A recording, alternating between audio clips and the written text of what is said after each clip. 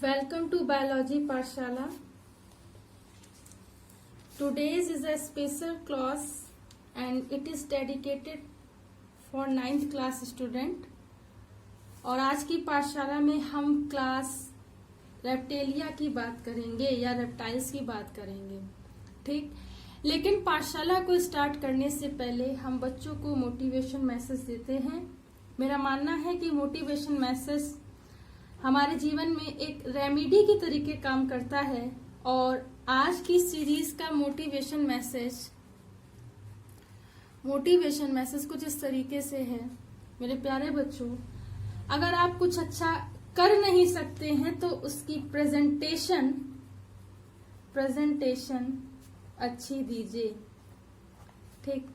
अगर आप कुछ अच्छा नहीं कर सकते तो कम से कम उसकी प्रेजेंटेशन बेहतरीन होनी चाहिए, ठीक है। तो इस बात को बहुत ही अच्छे से ध्यान रखिए, प्रयास करते रहिए और आगे बढ़ते रहिए।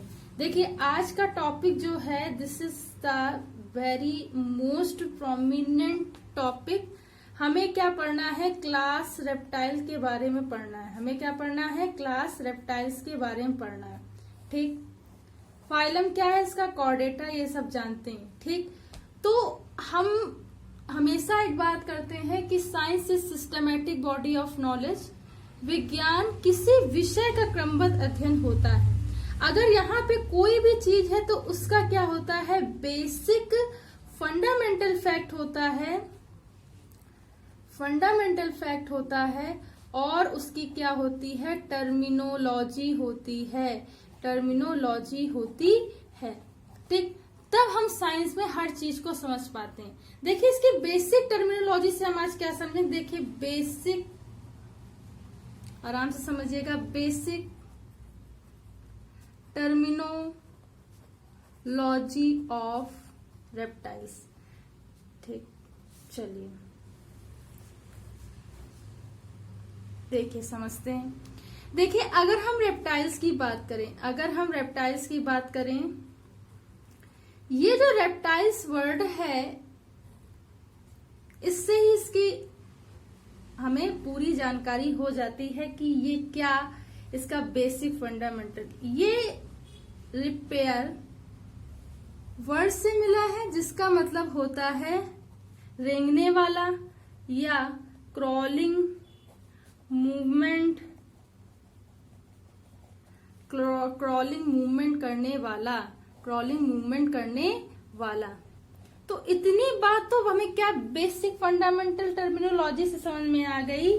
रेंगना या रेंगने वाले वर्टिब्रेट्स, क्रॉलिंग मूवमेंट करने वाले वर्टिब्रेट्स, ठीक। तो यही तो इसका हैबिटेट बन गया, यही तो इसकी आइडेंटिफिकेशन बन गई। ऐसे एनिमल जो रेंग करके चलते हैं, डेट इज आ रेप्टाइल्स। अब देखिए, इसके फंडामेंटल फैक्ट की बात करते हैं। अगर हम देखिए फंडामेंटल फैक्ट से पहले हम आपको एक चीज बताना चाहते हैं, थोड़ा सा समझ लीजिए। देखिए, जो रेप्टाइल्स होते हैं, ठीक, इनकी जो स्टडी होती है दैट इज नोन एज हर्पीटोलॉजी। क्या बोलते हैं? हर्पीटोलॉजी। कभी कभी पूछा जाने वाला क्वेश्चन होता है, तो हमने सोचा इसे बता दें, ठीक है। गोल्डन एज ऑफ रेप्टाइल्स जो होती है, एक और आप बात समझ लीजिए, ठीक है, ये भी पूछ लेते हैं, ठीक। गोल्डन एज ऑफ रेप्टाइल्स जो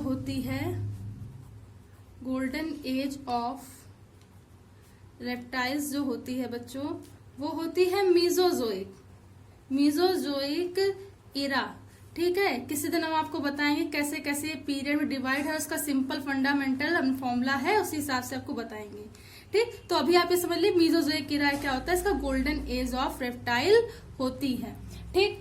अब हम इसके फंडामेंटल फैक्ट की बात करेंगे। देखिए, फंडामेंटल फैक्ट ऑफ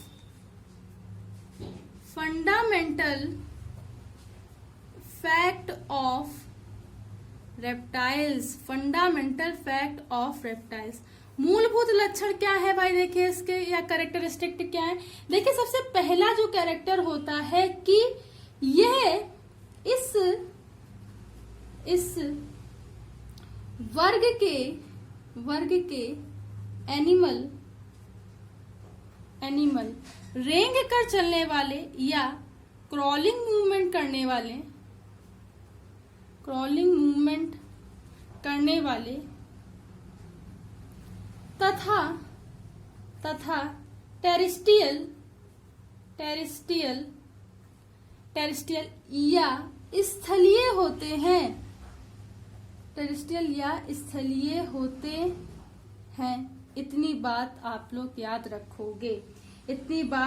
लोग याद रखोगे। ठीक, इनका शरीर या इनकी बॉडी क्या होती है? देखिए, head, neck, trunk and tail में क्या होती है? डिवाइड होती है। Head, neck, trunk and tail में डिवाइड होती है। चलिए आगे देखते हैं। तीसरा अगर पॉइंट देखिए इसमें क्या होता है? पेयर्ड लिम्ब पाए जाते हैं। पेयर्ड लिम्ब या हम ये कहें जोड़ीदार पाद पाए जाते हैं। इनमें जो डिजिट होती है वो कैसी होती है? पेंटाडेक्टाइल होते हैं। ठीक, पंचंगलाकार होते हैं, यानी कि पेंटाडेक्टाइल्स होते हैं। लेकिन पेयर लिम्ब तो पाए जाते हैं, लेकिन इसमें जो लिम्ब होते हैं बेसिकली वो क्या होते हैं? लिम्ब जो होते हैं बेसिकली अनुपस्थित होते हैं या अब्सेंस होते हैं। देख, अनुपस्थित होते हैं। ठीक, इतनी बात आप लोग याद रखोगे। इनकी जो स्किन होती है बेसिकली, स्किन कैसी होती है? स्केली होती है। ठीक है, स्केली स्किन होती है, स्केल्स पाए जाते हैं। साथ ही साथ कैसी होती है? ड्राई होती है या रफ होती है, ये भी कह सकते, सूखी होती है।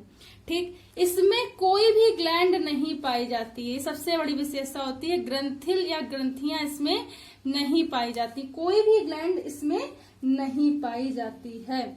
ठीक, इतनी बात आप लोग याद रखोगे। ठीक, और जो इसमें स्केल्स होती हैं, वो केराटिन या प्रोटीन्स, केराटिन प्रोटीन जो होता है उसकी बनी हुई होती हैं। ठीक, ये बात याद रखोगे। उसके आगे की बात करें तो इस वर्ग के जितने भी एनिमल्स होते हैं वो कैसे होते? असमतापी होते हैं, यानी कि इनका जो तापमान है वो फ्लक्चुएट करता रहता है। पोकाइलोथर्म्स होते हैं, पोकाइलोथर्मिक होते हैं या पोकाइलोथर्म्स होते हैं। ठीक, तो इनका जो तापमान है, टेम्परेचर है बॉडी का, देन ये फ्लक्चुएट करता रहता है, स्थिर नहीं रहता है। उसके बाद आगे की बात करें तो इनका जो इस वर्ग के एनिमल का एंडोस्केलेटन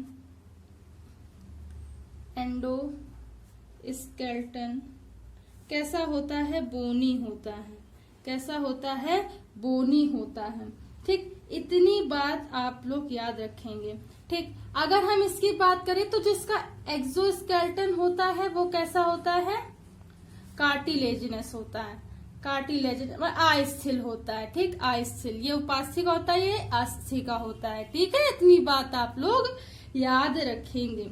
उसके आगे बात करें, तो देखिए जो इस वर्ग के, इस क्लास के जितने भी एनिमल होते हैं, ठीक, उनका जो रिस्पायरेटरी ऑर्गन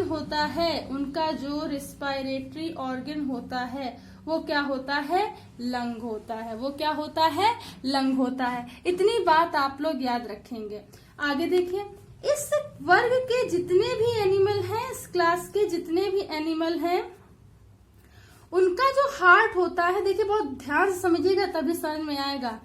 दो ऑर्किल, एक वेंट्रिकल का बना हुआ होता है। ठीक, पहले ये बात समझिए, 2 ऑरिकल 1 वेंट्रिकल का बना होता है, लेकिन जो इसमें एक वेंट्रिकल होता है वो क्या होता है? इनडेवलप होता है या अपूर्ण होता है, आंशिक रूप